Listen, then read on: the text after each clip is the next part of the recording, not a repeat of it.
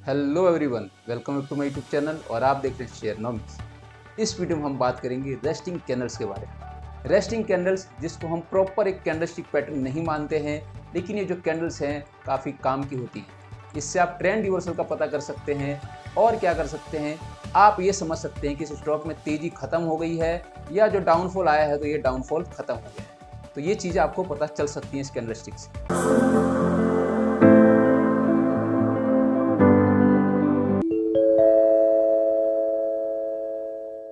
इससे पहले मैं आपको बता दूं, अगर आप शेयरनॉमिक्स के साथ क्लोजली जुड़ना चाहते हैं तो आप शेयरनॉमिक्स का व्हाट्सएप ग्रुप ज्वाइन कर सकते हैं, जिसका लिंक मैंने डिस्क्रिप्शन में और पिन कमेंट में दे दिया है।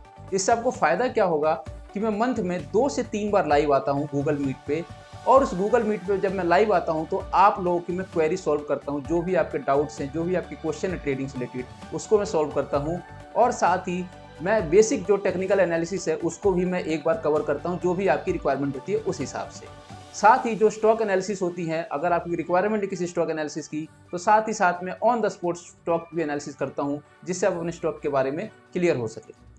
इसके अलावा अगर आप चाहते हैं कि मुझे इंडिपेंडेंट ट्रेडर बनना है, मुझे प्रॉपर ट्रेनिंग लेनी है, तो आप शेयरनॉमिक्स का पेड कोर्स ज्वाइन कर सकते हैं, जिसमें 2 मंथ का कोर्स है बेसिक टू एडवांस।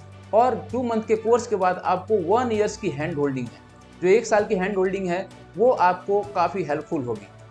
और साथ में बता दूं आपको, मैंने कैंडलस्टिक पैटर्न पे एक डिटेल वीडियो बना रखी है विद लॉजिक।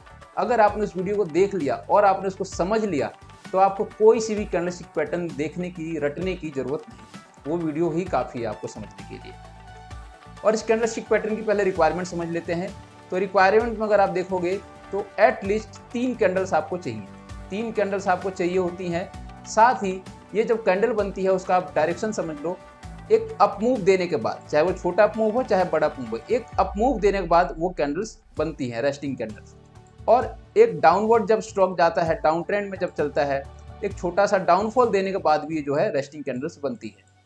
अब ये डाउनफॉल छोटा भी हो सकता है और बड़ा भी हो सकता है।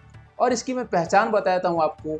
इनकी जो बॉडीज होती है ना, बॉडी जो होती है ऑलमोस्ट अगर देखोगे तो सेम लेवल पे होती है, भले इनकी विक बाहर कितनी भी निकली। तो ये इसकी पहचान है, इसको आपको ध्यान में रखना है। तो आपने क्या समझा? सबसे पहली रिक्वायरमेंट है 3 कैंडल्स होनी चाहिए।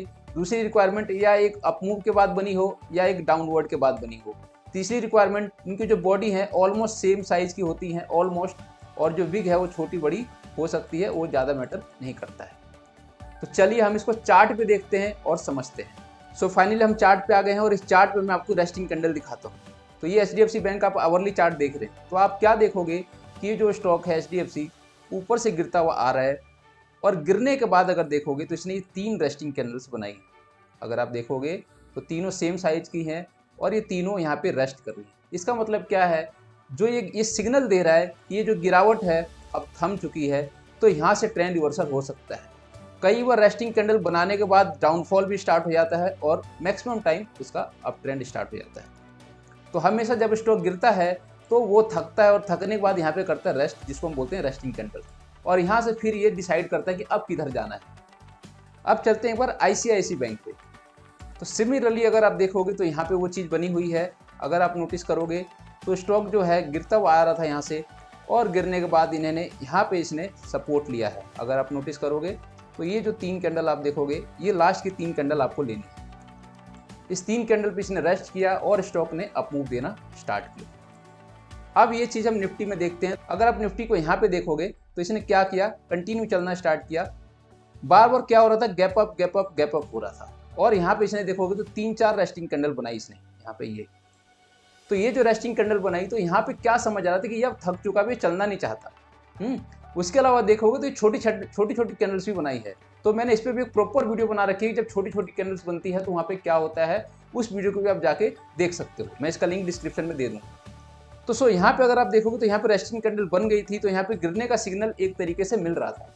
लेकिन हुआ क्या कि एक दिन और एक्स्ट्रा जो है निफ्टी ऊपर गई, और उसके बाद देखोगे डाउनफॉल आया, फिर स्टॉक ऊपर गया और फिर नीचे गया, और ऐसे ऊपर नीचे कर करके जो आप देखोगे तो जो स्टॉक है एक शार्प डाउन ट्रेंड चला था इस स्टॉक का। अगर आप नोटिस करोगे तो एक शार्प डाउन ट्रेंड चला था।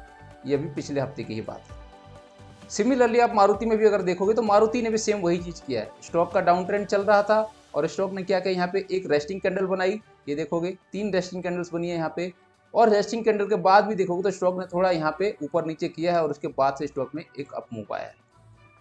तो ये जो रेस्टिंग कैंडल्स है ऊपर भी बन सकती है और नीचे भी बन सकती है। अगर नीचे बने तो ट्रेंड रिवर्सल का साइन है कि ऊपर जा सकती है, और अगर ऊपर जाके बनती है तो यहाँ पे जो चांस है नीचे स्टॉक आ सकता है।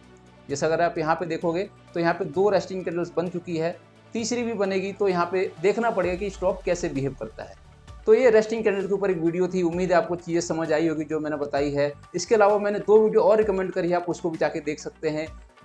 एक छोटी छोटी कैंडल्स की वीडियो और साथ में कैंडल स्टिक पैटर्न की वीडियो, जिसको अगर आपने देख के समझ लिया तो आपको कोई भी कैंडल स्टिक पैटर्न याद रखने की जरूरत नहीं है। तो वीडियो को शेयर कीजिए और चैनल को सब्सक्राइब कीजिए। Thank you.